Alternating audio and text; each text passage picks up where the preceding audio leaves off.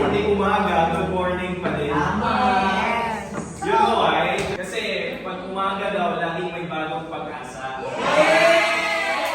You know, kahit gabi na, you know, the next time, pag after ilang hours, diba, maaga na ulit. Yes! It's in Genesis 2:21-22. You may take your seats now, thank you. Praise the Lord. But before anything, I would like to start with a joke. Okay lang ba with a joke? Yeah! Actually, kung babasahin mo, parang ano to eh, extension ng Mother's Day. Happy Mother's Day! Lagi na lang Mother's Day. Happy Mother's Day to everyone! Diba? Si Eve na naman yung video. Pero I would like to start with a joke. Okay lang? Yeah! Ano yung joke ko na to is pang matalino. Diba? Kung hindi mo na gets, tumawa ka na lang. But anyways, etong joke ko, alam mo ba, one day, si God created Adam. Tapos sabi ni Lord, oh grabe, ang lungkot naman ni Adam. So tinanong niya si Adam, Adam, gagawin kita ng partner in life. Yung partner mo na yun, gagawin lahat ng mga gusto mong gawin. Yung partner mo na yun, hindi magtatampo. Hindi toyoin. Diba? At magsosorry sa'yo pag may kasalanan ka. Kahit kasalanan mo. Tapos tinanong ni Adam kay Lord, Lord, ano yung price to pay dyan? Sabi ni Lord, kamay mo at paa. Sabi niya, grabe naman Lord, pwede bang rib na lang? And the rest is history. This is my verse for today. And I came up with this title. Yes, it's Breakthroughs in Darkness. Ay, ang ganda nung kanta kanina, diba? You give life, you give love, diba? Tapos, kumbaga, light in the darkness. So, before anything else, let's define darkness muna. Let's define darkness. Ayan. Darkness is the absence of light. Madilim, no? Hindi mo makikita yung liwanag. Malayo, no? Zero, no? And at the same time, it's an absence of a thing. It's null, it's void. Ibig sabihin, wala. Okay? And it's nothingness. Yeah. So yun po yung dark. Ibig sabihin, yung darkness ay kadiliman. Okay? And biblically speaking, darkness is evil. Darkness is wickedness. Tama ba? It's away from God. It's separation from God, di ba? And sa buhay natin, I don't know about you, but for me, darkness is about parang wala ka ng pag-asa. It's the time na sobrang depressed ka. It's the time na parang hindi mo na alam paano solusyonan yung mga problema mo. It's the time na umiiyak ka, siguro. It's the time na paubos ka na or ubos ka na. You know? That's for me, it's darkness. It's sobrang you're in pain. You know? You agree? Yes! Sino dito nakaranas ng darkness? Tapos ngayon ka mga alam mo, I got this sermon kasi I got this message kasi nakita ko na kahit pala sa kadiliman, God works in that place. Wow! You agree? Yes. But today, I will show you points in the Bible, no? In the Word of God, na meron talagang kayamanan sa kadiliman. And God is using darkness para makita natin kung ano talaga yung work niya para sa atin. Ganun ba yun? Yes. It says here, in Isaiah 45:3. Kung babasahin natin ito, sabi sa Isaiah 45:3, I will give you the treasures of darkness and hidden riches of secret places, that you may know that I, the Lord, who call you by your name, am the God of Israel. So guys, eto, si Lord nagsasalita. Sabi niya, bibigyan kita ng treasure ng darkness. Klaro? So, ibig sabihin pala, may kayamanan sa mga pagkakataon na moment ng dark. Amen? Amen? Amen. Alright. So now, I will show you along the way na sa message natin, titingnan nyo kung ano yung mga points na pwedeng yung kunin dito. Ready ka na? Ready. Alright. First of all, in the dark, you would discover. Welcome ka dyan. My brother, Saul. Yan si Saul? Saul. Yes. Si Saul is a Christian executioner. Okay? Nagpapapatay siya ng mga Christian if you believe in Christ. Hinahabol ka niya. Papatayin ka niya. Okay? May grupo siya na konektado sa mga higher ups dati sa government nila na may scroll siya na may permission na pwede mong patayin yung mga followers ni Christ. Okay? So si Saul, on the way sa Damascus. Okay? Ay, sorry. Dito pala. Si Saul, on the way to the discovery. Yes. Ayan. Dito ako nagpipinto. Sorry guys. Ayan. Saul got up from the ground, but when he opened his eyes, he could see nothing. So they led him by the hand into Damascus. For 3 days he was blind and did not eat or drink anything. Okay, ito yung kwento na yun. Papunta na siya sa Damascus para patayin yung ibang Christian. Perhaps sila Peter. No? And that time, habang naglalakad si Saul, papuntang Damascus, there was a blinding light. Okay? May sobrang malakas na liwanag hanggang sa nahulog siya. Hanggang sa nabulag siya. Yes. Are you ready guys? I'm going somewhere. Okay? Yes. Okay, ito na. Diba? Hanggang sa nabulag siya. Nung nabulag siya, okay? Ito na guys ha. Nung nabulag siya, for 3 days, nasa prison siya. Okay? Nasa kulungan siya. And habang nasa kulungan siya, nag-contemplate din siya sa darkness. Ikaw ba pag bulag ka, di ba, you can't see anything. It's also dark. Hindi mo talaga makita yung mga bagay-bagay. But then, I realized that day, Saul discovered Paul. From a Christian executioner to one of the greatest disciples ni Jesus Christ.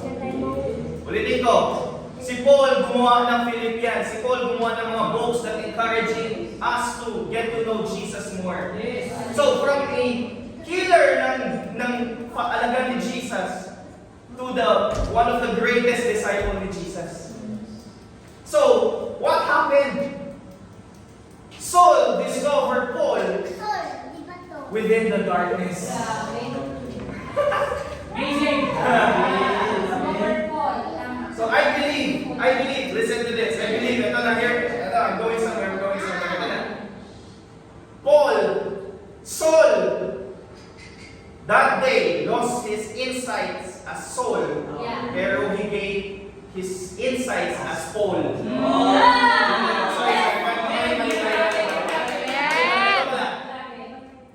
He lost his sight Yes. kasi bulag as Saul to gain his insights as Paul. So, I told you I'm going somewhere. So now, Saul discovered who he really is during the dark. So ikaw, if you're in the dark right now, okay lang yan. Baga maging better version ka after the dark. Baga ikaw, hindi ka naniniwala kay Lord yung mga miracle powers niya. But when you're going through the dark, you will discover who you really are. So sometimes it's okay to lose your sight, but to gain insight. Wow. So are you ready to be transformed in the dark and discover who you really are? That's why I say, sabi ko, grabe, nakakabaliw kasi, grabe, ang dami niya. Philippians is just 4 books. Pero sobrang dami naman. In that days na dark siya, kahit siya yung, kumbaga, kung masasabi mo parang terorista sa panahon natin. Pero naging isa siya sa pinaka the best na preacher, di ba? the best na pastor sa buhay natin ngayon, sa generation natin ngayon. So, man, how Saul discovered himself through the Lord. Kaya tingnan mo yung katabi mo, baka hindi pa lang yan na-discover kung sino ba talaga yan. Right? Right? Ayan, ano to? Ayan, ano yan? Result ng x-ray mo. Okay, yeah, it's broken for sure. Pero, sino dito na nakapag-x-ray na? Ayan, may van na pumunta sa school namin at papasok ka doon, sobrang excited ako. Pagpasok mo doon sa van, uupo ka or tatayo ka, tapos inhale ka daw, tapos i-x-ray ka. Sobrang dilim ng van na yun, alam niyo ba yun? Tapos paglabas mo, grabe, after a few days, dati days lalabas yung results mo. Na kung ano ang iba, yung may sakit ka ba sa loob. Diba? So, bakit ko pinakita to? Kasi guys, sometimes, in the dark, you will discover something inside of you that your eyes cannot see outside. Sometimes, sa kadiliman, you would see things na hindi kayang makita sa liwanag. Just like an x-ray. Para makita yung mga balik-balik mo. Para makita yung loob-loob ng katawan mo. Para makita yung mga problema mo sa loob. Kailangan mo na sa kadiliman.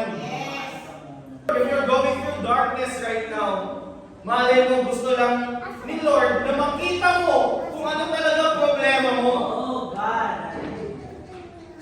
Para may diagnose mo. And meron pa picture dito. Meron pa picture dito. Ayan, ano yan? Science guys. Ano yan? It's an MRI. Okay? MRI is used para i-general check-up lahat. Kung ano yung extensive na check-up mo. Ano ba talaga yung sakit-sakit mo din? Diba, hindi lang pwede sa hinga, malalim ka. Hindi lang na ano doon. Kasi that's superficial. Pero pag gusto mo talaga malaman kung anong problema mo sa loob, kailangan pumasok ka dyan at madilim yan. Diba? Papasok ka dyan, i-check ng doktor yung machine na yan para makita kung anong problema mo. So you will discover things that you cannot see in the naked eye. So kailangan pumasok ka sa kadiliman to know kung ano pa talaga problema mo. Am I getting somewhere? Am I getting somewhere? So in the dark, you will discover hindi lang kung sino yung purpose mo, kung ano yung purpose mo para kay Lord, kundi kung ano din yung mga problema mo sa kasawan mo, sa buhay mo. Grabe, thank you Lord sa revelation. It's like my uncle, Abraham. Sabi niyo, Abraham. You know, it's one of my favorites, you know. Alam mo, bago siya bless ni Lord. Okay? Pangalan niya si Abraham. Abraham, ha? Tapos yung asawa niya, si Sarai. Tama ba? Sarai. Okay, Sarai. Sabi niyo nga, Abraham, Sarai. Alright, I'm going there. Ngayon, si Abraham, sabi ni Lord, Abraham, lumabas ka. He took him outside and said, look up at the sky and count the stars, if indeed you can count them. Then he said to him, so shall your offspring. Ibig sabihin, bago siya naging Abraham,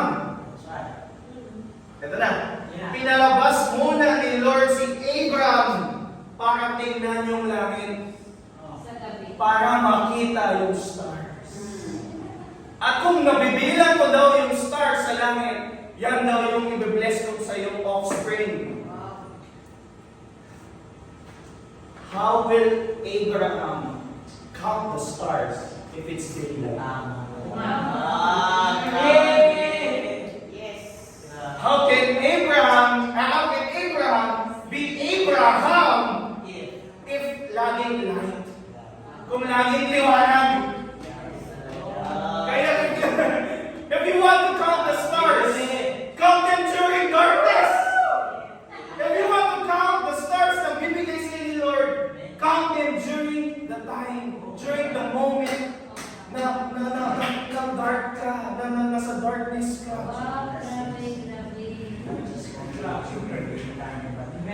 And you know what's happening here? Na hindi lang si Abraham naging Abraham, kundi si Sarai naging Sarah. And you know that happened, that transformation, that discovery happened during the night.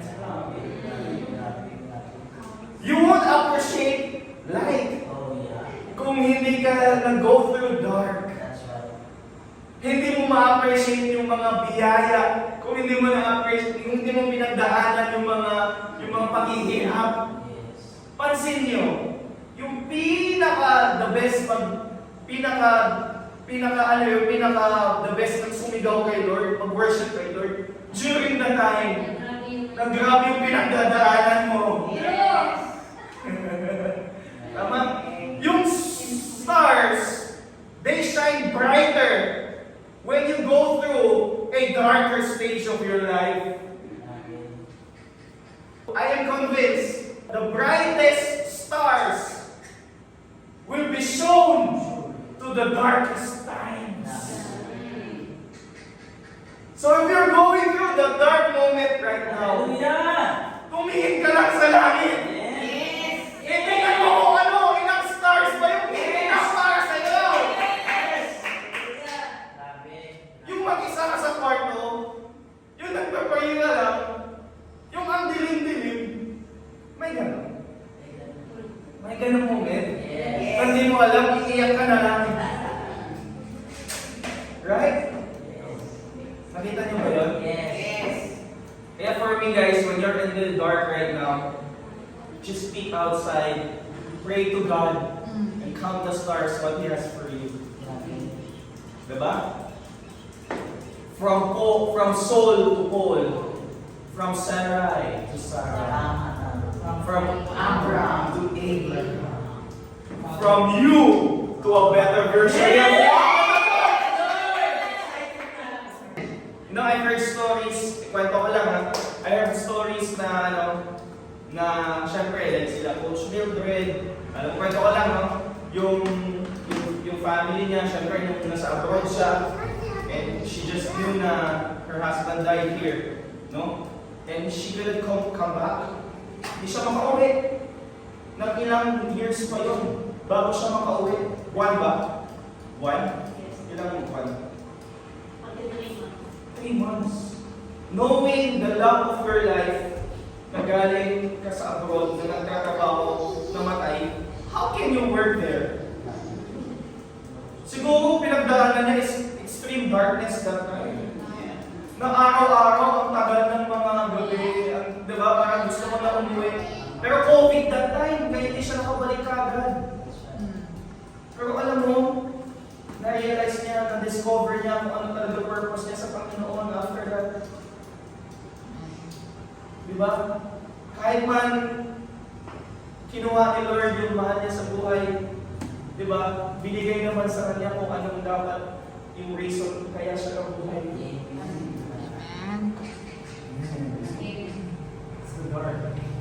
Kaya sabi ko sa sarili ko, bali wala pa rin pinagdadaanan ko. Bali wala rin pinagdadaanan ko.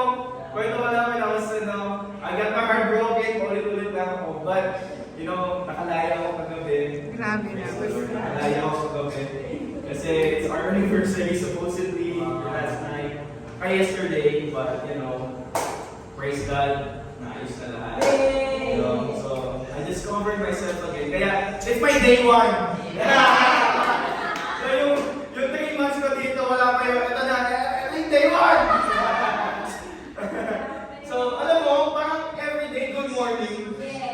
Alam mo yung gabi, alam mo, you're hopeful. Kasi alam mo, kahit gaano kadilim, liliwanag at liliwanag. And it's through the dark. Na doon ako sa Baltan, mag-isa. Doon ako sa Liberty. May indirect ako parang condo doon. Mag-isa ako doon. Gabi-gabi, hindi ko alam yung gagawin ko. Dito ba talaga ako sa Palawan? But that night, I received a painful message. And I prayed so hard in the dark. Then, na-invite lang ako sa pastor. Meron pa kayong church dito sa Sunday. I went here. Tapos yung word na binigay ni Lord, I will make you into a great nation. So, sabi ko, grabe, it's through the dark. It's through the dark. Kaya huwag kayo matakot sa kadiliman. You will just discover yourself and a better version of yourselves. Grabe. Amen. Darkness will give you direction. Alam niyo ba na it's not just discovering yourself, but it's also in the dark that you would be directed by God to something else. Yung kwento ng kaibigan ko na si Paul and Silas, Acts 16:25, about midnight, Paul and Silas were praying and singing hymns to God, and the other prisoners were listening. Paul and Silas ay nakulong. Nakulong sila, guys. So, sa panahon nila, pag kinulong ka, hindi pala basta-basta. Pag kinulong ka sa kanila, ilalagay ka lang sa kulungan ng hindi ka papakainin ng marami hanggang sa you would starve to death. Kaya ka may tinatawag na dry bones. During the midnight, they were praying. Okay? Nakalagay dito, midnight. It's around siguro 11, going 12, midnight. Okay? And they were praying, they were singing hymns. And you know what? Habang kumakanta sila during midnight, suddenly, my word is suddenly, an earthquake happened. Nabasag yung chains nila, nabukas yung pintuan ng kulungan nila, and they were free to go. Grabe, no? And it's during the midnight. And ito na, I'm going there. Ano yung direction ni Lord dito? Alam mo ba, hindi lang kay Paul and Silas? Kasi may prisoner guard doon. Yung prisoner guard doon mayabang. Kumbaga kontrabida. Sabi pa niya doon sa chief nila, pag ako nagbabantay, walang makalaya, walang makalabas na prisoner. But then, during the midnight, they prayed and praised God and worshiped God. And you know what? An earthquake happened. Kaya nang kinabahan siya. Kasi lahat ng pintuan ng mga prisoners, nakalaya. Sabi nga na, papagalitan ako ng chief ko kung lahat sila lumabas. But you know what? Paul and Silas said, no, we're here. Hindi kami lumabas. Andito kami. And God directed, ito na, ready? God directed Paul and Silas to showcase kung ano yung kabutihan ni Lord sa buhay nila. And you know what happened? The police officer bowed down and said, I believe now sa Lord niyo. And you know what? That prisoner invited Paul and Silas at in that prison guard pala, invited Paul and Silas at mga prisoners sa dinner. And you know what? Nakilala nila si Lord that time. The whole family, hanggang yung mga chieftains nila. So, ibig sabihin, in the dark, hindi lang ikaw yung makakilala sa Panginoon. Sometimes, i-direct ka ng Panginoon through the dark para makilala din ng Panginoon yung mga kaaway mo. Ay, makilala din ng mga kaaway mo yung Panginoon. Even the prison guard, nagbagong buhay dahil nangyaring earthquake at na-showcase yung goodness of God through midnight. So, pag kumakanta ka 10 p.m. na wala pa rin nangyayari, okay lang. Pag kumakanta ka, 11 na. Ba't parang wala pa rin nangyayari? Tagal-tagal ko na nag-pray. Ang tagal-tagal ko na gumagawa ng mga bagay. Parang bakit wala pa rin nangyayari? Okay lang, baka 11:30 na, wala pa din. But about midnight, shake yung buong buhay mo at buong pamilya mo. That's direction habang nasa dark place sila. Habang nasa kulungan sila. Even at the lowest point in their lives. How can you imagine a place na lower than kulungan? Kamatayan na. Right? Kulungan is a place na wala na yun eh. Parang matapon ka na sa hopeless na. Tama mo ba? Wala nang pagkain, wala nang ilaw. Pero, na-direct pa rin nila. At hindi lang sila, pati din yung prison guard. Amen. Yes. So, you will not just discover, Amen. but God will direct your life into greater heights. And hindi lang ikaw, pati yung mga kasama mo sa buhay. Amen. Sa kasama mo sa dark. Another story. Moses, alam mo ba, I've known someone na sobrang tigas. Alam mo yung Batman? Ano yung Batman? Yung bato manhid. Yung wala nang effect sa kanya kahit ano sabihin mo. Bato at manhid na sila. Yung tipong kahit anong ipakita mo, hindi sila maniniwala. Yung kahit anong kabutihan mo, hindi man lang sila mag-reflect. Hindi naman sila natamaan. And that person is the Egyptian ruler that time. Yung kalaban ng uncle ko na si Moses. You know what? The Egyptian ruler, na-slave niya lahat ng mga Israelites for long years. And you know what? Ito na. Ginamit si Moses, tsaka kapatid niya si Aaron, para ipakita yung mga milagro, para mabago yung buhay, para mabago yung pananaw, yung desisyon ni Pharaoh that time. Pero, nakailang miracle, nakailang plagues na. Yung pinado niya yung frogs, pinadugo niya yung Nile River. Ang dami niyang plague. Pero alam mo, I'm convinced that it's on this plague, the ninth plague, na ginawa ni Lord, na nagbago at natakot yung Pharaoh. So we can read this. Yahweh then said to Moses, stretch out your hand towards heaven, and let darkness so thick that it can be felt over Egypt. So Moses stretched out his hand towards heaven, and for 3 days there was thick darkness over the whole of Egypt. After this plague, yung plague na of the firstborn, yung namatay yung mga firstborn nila. Pero kasi I'm convinced na sobrang malala naman yung namatay ka ng firstborn, right? Pero ito yung plague outside ng kamatayan. Okay? This is the plague na outside kamatayan na pinakita lang ni Lord yung darkness sa kanila. At natakot na yung Egypt, ay yung ruler. No, natakot yung Pharaoh. Sabi niya, grabe, paliwanag mo na. Kasi hindi na namin kaya. Please, sabihin mo sa Lord mo to bring out light. Bili ko, etong tao na to, batot manhid. Pero yung pinakita sa kanya yung darkness, na direct yung buhay niya para malaya yung Israelites.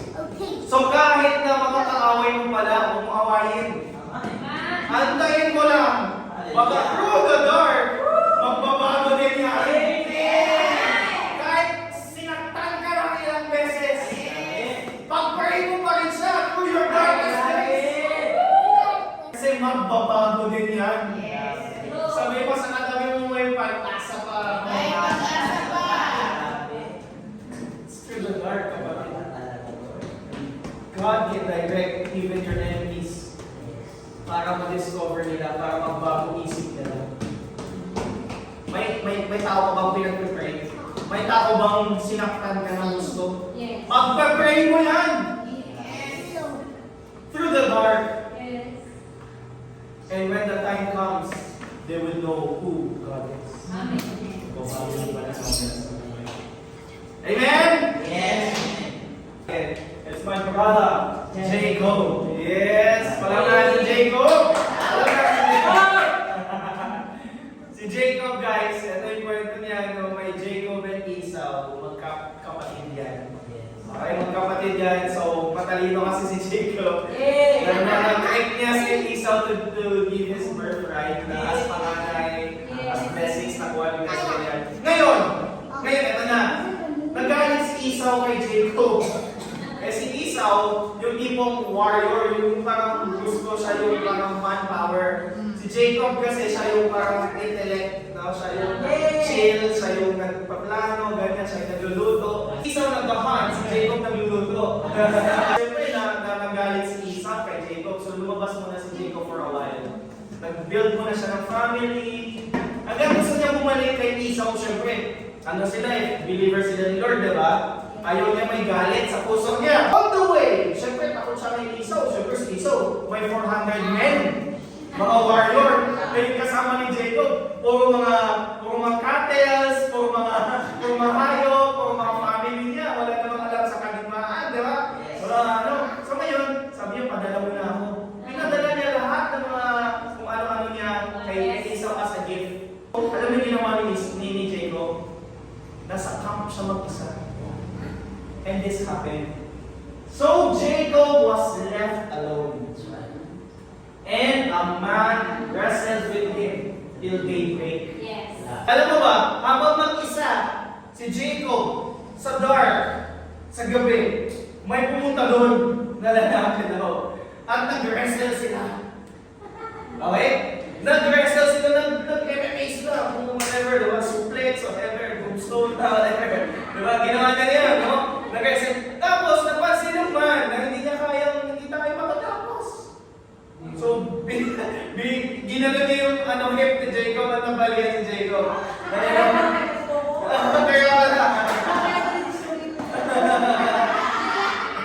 Ano yung happen? Ito na, sabi nung man, alis na ako. Kasi magda-daybreak na. Alis na ako kasi mag-uumaga na. Pero alam mo sabi ni Jacob, hindi kita papakawalan until you bless me. Ito na. That moment, i-bless ka ni Lord at the highest during the dark. And that time, kahit na nabalian siya, nagbago yung isip ni Esau, akala niya galit si Esau. Pero the moment nagkitaan sila, nung daybreak na, pilang-pilay na si Jacob, sabi niya, Esau, alam mo, si Esau yung tumakbo. Umiyak at hilang siya. At naging united sila. And dahil kay Jacob, may Joseph ngayon na the dreamer. At ngayon, tuloy-tuloy hanggang sa lineage ni Jesus. So, ibig sabihin, it's during the dark na God can bless you the more. It's during the dark na kaya mong sabihin, huwag mo na mag-umaga. Mag-pray muna ako.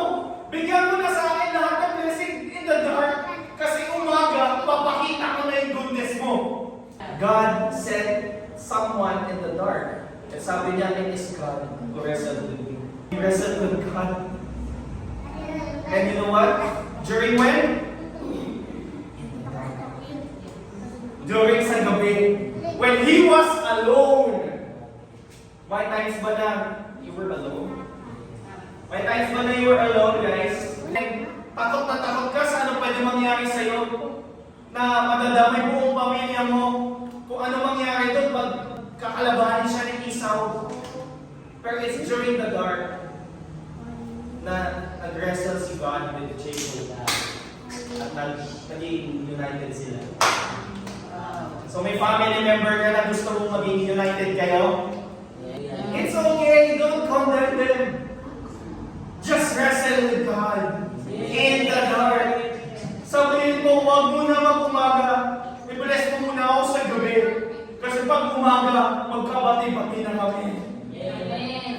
If you've been praying and wrestling with God in the dark, buong pamilya mo makakaya na bago. Hindi lang ikaw. Hindi lang si Jacob na bago yun, pati buong pamilya niya at yung buong lineage nila. Tingnan mo yung katabi mo ngayon. Hindi mo lang alam. Kasi gagamitin yan ni Lord para marami mababagong buhay. And it's true, the dark moments of your life. Third is development.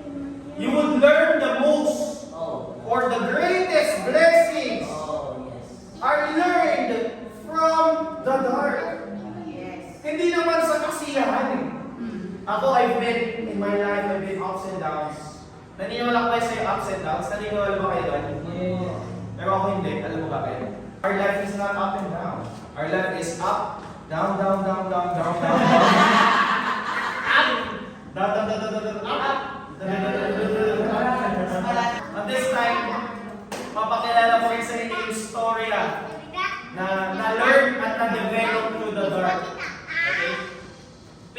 mo naman ko na si Joseph. Kilala niya si Joseph the Dreamer? May panaginip si Joseph na binigay ni Lord. A vision. Okay? Yung vision na daw yun na sabi ni Lord that the moon and the sun will bow down at your feet. So ngayon, sinabi niya to sa mga kapatid niya. Alam mo ba, nainggit, nagalit. Alam mo ba, may tangkad silang patayin si Joseph.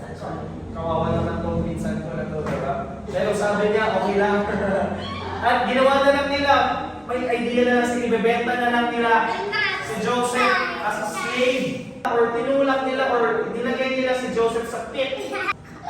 And they took him and threw him into a pit. The pit was empty. There was no water in it. Ibig sabihin, it's in the dark. It's in the dark where Joseph developed himself. Kasi nung tinulak si Joseph, imagine mo na itsura ni Joseph doon, ang dilim. At take note, sino nagtulak sa kanya? Gano'ng kasakit yun? Diba sometimes kung sino yung pinaka-close natin, pinakamamahal natin, yun pala talaga kayang mag-inflict ng pinaka-grabbing pain sa atin. Iba yung pain nun kasi close kayo eh. So dati tinulak ng mga kapatid niya. Dami pa naman nila, 11 sila. Tawag siya sa pit, sabi niya, marami yung dilim. Pero okay lang, siguro may something siguro. Ito na. Ito na. Binigyan si Joseph ng vision. Sabi ni Joseph, hindi man ko yung nakikita ko sa labas. Kasi nakikita ko madilim. Kasi iba yung nakikita ko sa loob. Na-develop yung mindset niya. Sabi niya, hindi pa to yung wali. Why? Kasi hindi pa to yung picture na binigay ni Lord sa kanya. So meron ka bang picture na binigay ni Lord sa'yo? Kaya kung umuwi ka mamaya, yan yung nakikita mo at hindi mo pa yan picture, yung nakikita mo sa loob. Hindi pa yan yung huli. Yung umuwi ka, problemado ka pa. Yung umuwi ka, medyo madilim ka pa. Nasa pit ka pa lang. Hindi ka pa tinanggal sa pit. At that pit na-develop siya. Siguro, emotionally, spiritually, physically, kasi pinulak ka ba naman. Nung kinuha na siya, nilagay siya sa donkey or sa horse or whatever, papunta sila sa Egypt, ibenta na siya. Sabi niya siguro, grabe naman yung pit na yun. Empty, walang water. Nilagay pa talaga no water. Ibig sabihin, pagbaba niya, masakit. Hindi siya naano ng water. Talagang naduguhan siya, nabalihan siya siguro. Kaya grabe yung development niya to the pit. Ito na, I'm going there. Ready ka na? Nilagay siya sa slavery, tapos binili siya ni Potiphar. So, paggaling niya, pinamot siya. Hanggang sa naging guwapo niya, sobrang makisig. Ngayon, gusto siya nung asawa ni Potiphar. So, nilandi siya. Okay? Sinedus siya. Diba? Train up siya, nag-tempt sa kanya. Ngayon, nireject ni Joseph. Diba? Joseph na ba? Nireject ni Joseph, sabi niya, no. Kasi, masama yan. I'm with God. I'm a man of God. Hindi ako ganun. And you know what? Nagtampo yung asawa ni Potiphar. And ginawa niya, sinet up niya si Joseph. So, nilagay siya sa kulungan. Ito na, ready ka na. Nilagay siya sa kulungan. To cut the long story short, for 2 years in the dark. Until one day, nagka-dream yung hari ng Egypt that time. Sabi niya, who can interpret this? Kakosa ni Joseph sa kulungan. Nakalaya yung cupbearer. Sabi niya, uy, king, meron akong kakosa dati na si Joseph na magaling interpret ng dreams. So, ni-refer niya si Joseph. So, to cut the long story short, 2 years in the dark and in the pit, developed Joseph to be the next governor of Egypt. Kaya pala hindi diretso na naging governor siya. Kasi baka hindi niya kayanin i-handle yung Egypt. Baka kailangan ni Joseph na nasa pit siya para mag-develop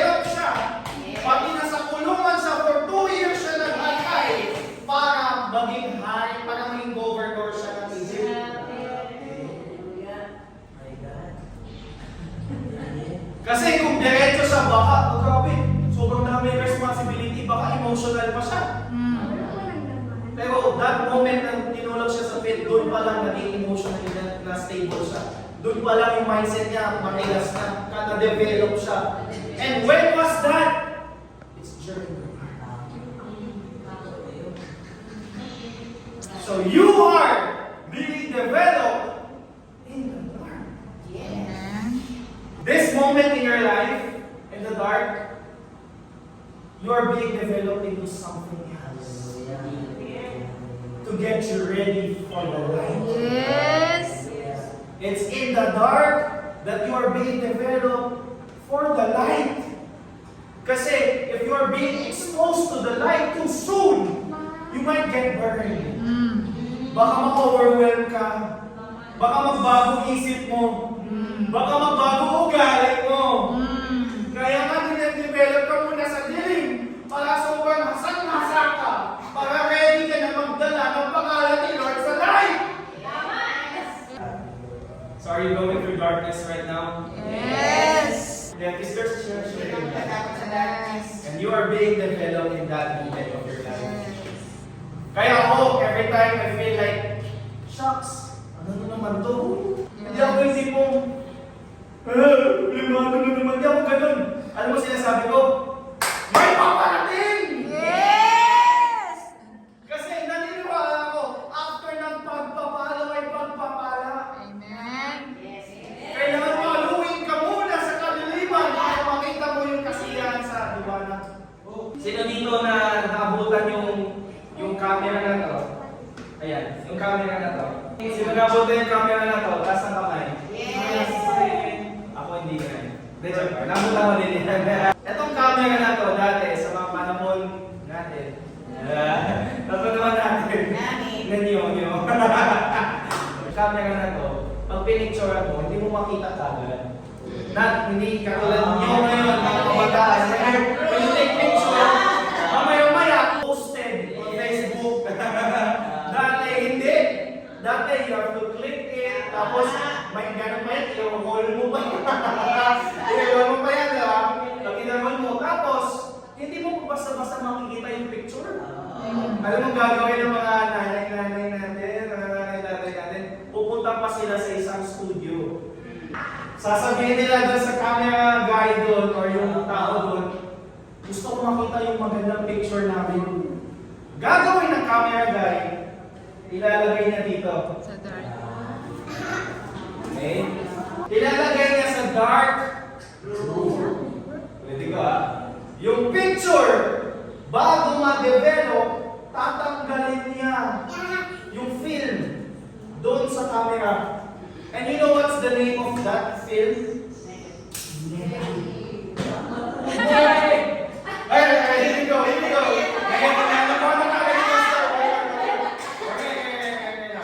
Tatanggalin yung negative. Ilalagay sa dark room.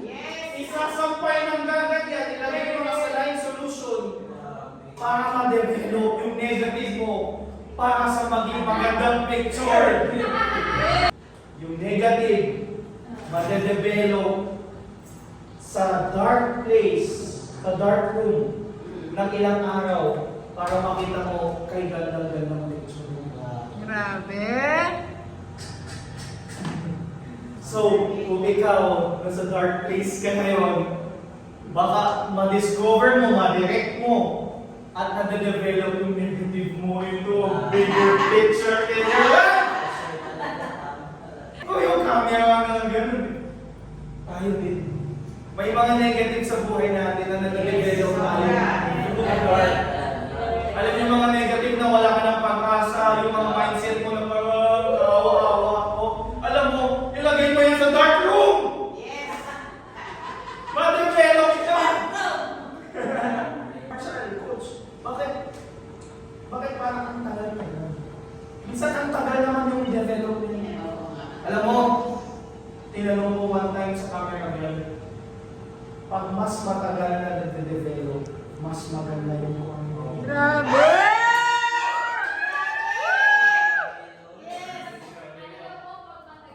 Pag mas matagal na ilalabas yung picture mo sa dark room, maganda yung quality ng picture mo. So kung ikaw, nag-aantay ka ng matagal, alam mo na, mas magandang picture na yan! Kasi may maganda at bigger picture si Lord para sa iyo. You are just being developed in the dark. Kaya pala ang dami kong pinagdadaanan. Kaya pala ang dami kong sakit-sakit. Kaya ang dami kong pinagdadaanan na talagang kala mo hopeless na. Kasi yung pala dinidevelop kami, Lord. Iyak mo lang yan. Kasi sabi din sa Bible, weeping may endure in the night, but joy cometh in the morning. Yes. Iyak mo lang sa gabi, or sa umaga, joy naman yung parating. Yes. And then the fourth one is design. Sabi niyo ang design. It's divine plan ni Lord sa iyo sa dark. Talaga din ha? Ito, maganda ito actually. Yung verse natin nung simula. So the Lord God caused a deep sleep to fall upon the man. Pinatulog niya si Adam. Sabi niya, matulog ka muna. Nilungkot si Lord kay Adam. Sabi niya, tulog naman ni Adam. Gawin kita ng partner. Pero bago kita gawa ng partner, papatulogin mo. At habang nakatulog ka, nakapikit ka, may nakikita ka. It's in the Lord. So sometimes, akala natin natutulog si Lord, pero may ginagawa si Lord. Yes. And you know what? Because of that, because na natulog si Adam, pwede naman gising si Adam habang ginagawa si Eve. Pero bakit kaya pinatulog? Kaya kasi may kailangan mo si Lord na huwag ka mag-alala, matulog ka lang. Actually, wala akong tulog for the past few days. Kaya actually, I'll be honest with you, I'm not feeling very well right now. Medyo masakit tulog ko. Stress ako dun sa nangyayari dun sa Manila kasi diba yung heartbroken ka and everything. Pero wala na. Pero yung kagabi, maaga ako natulog 3 and na-encounter ko tong verse na to. Sabi ko, grabe, natulog lang si Adam. Pag-ising niya, wow, may partner na siya. Wow! So sabi ko, grabe plano ni Lord, no? Minsan sabi ko, ewan ko, narinig ata ako siya na nagsasalita ako, nagpapray ako, nag-preach ako yun, tapos habang natin nakatulog na ako. Pag-ising ko, grabe, ang dami ng laman na sasabihin ko right now. Hallelujah! Habang natutulog ka, habang in darkness, may plano si Lord para sa iyo. And And you know what? Name me a person in the Bible na ginamit ni Lord na hindi naka-encounter ng darkness. So, gano'n talaga ni Savior ni Lord. Since He created everything, may purpose ang lahat ng ginawa ni Lord. Si Lord, wala siyang ginawa para palamuti lang. Si Lord, wala siyang ginawa para beauty lang. Lahat ng ginawa ni Lord, may purpose. Kahit yung iblis, kahit yung daga, kahit yung kaaway mo, kahit yung ex mo, kahit yung darkness, may purpose yan. Kaya if you could check this out, may treasure talaga sa dark. Kasi gano'n yung plano ni Lord. And if you come to think of it, just like a seed. Yung seed na yan, pag nilagay mo sa kamay mo or dito, at madaming fertilizer, yung pinakamamahaling fertilizer, sa tingin mo ba tutubo yung seed sa mesa? no. Kahit sa liwanag, saan mo ilalagay yung seed? God, you have to dig in. You have to put it inside or it beneath the soil. Doon yung seed nag-grow. Doon yung seed nagde-design para lumago. Through the light, hindi tutubo yung seed na maging puno. Kailangan it's through the dark. So, just like us, it's through the dark that we will grow with the Lord. It's through dark na makita natin yung divine purpose ng Panginoon sa buhay natin. It's not through the light. It's through the light para ibang tao makakita. Pero it's through the dark para ikaw yung makakita. Wow. Ulit dito. It's through the light where others see the glory of God in your life. Or it's through the dark that you will see the glory of God. Kasi ikaw lang nakita kung paano ka dinidesign ng Panginoon sa iyo. And when that seed grows, it grows and grows hanggang mag-bear ng fruit yan. Just like Adam, pinatulog lang sa dark place si Adam. Yung seed, nilagay mo lang sa soil hanggang sa nag-grow, hanggang sa nag-bear ng puno, nagkaroon ng prutas, namunga, nahulog yung prutas, nagbunga ulit ng anak ng puno, hanggang sa naging forest na siya, kaluwakan. But it's through the dark. One of the best examples is Jesus Christ, our Lord and Savior. Guys, pala naman natin si Jesus Christ. Woo! You know, our Lord and Savior, He could split the heavens open. Bababa na lang siya. Sabi niya, I am your Lord and Savior. Or ano ginawa ni God kay Jesus? Nilagay siya sa tiyan ni Mary. Ulitin ka. Si Jesus, nilagay sa tiyan ni Mary para ma-develop din kasi yan yung disenyo ni Lord para sa kanya. Kahit God siya, nilagay pa rin sa tiyan niya.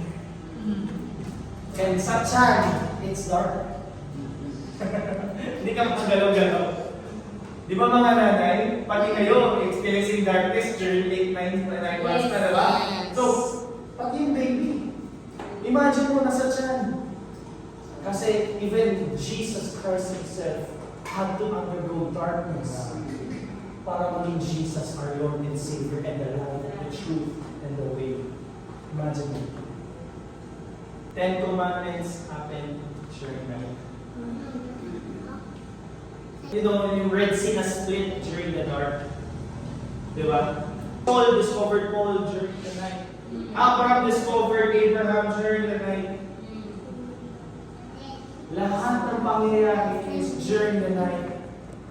And come to this moment, one Friday night, up on the hill, it's finished. Nasa hill, one Friday night, our salvation was secured.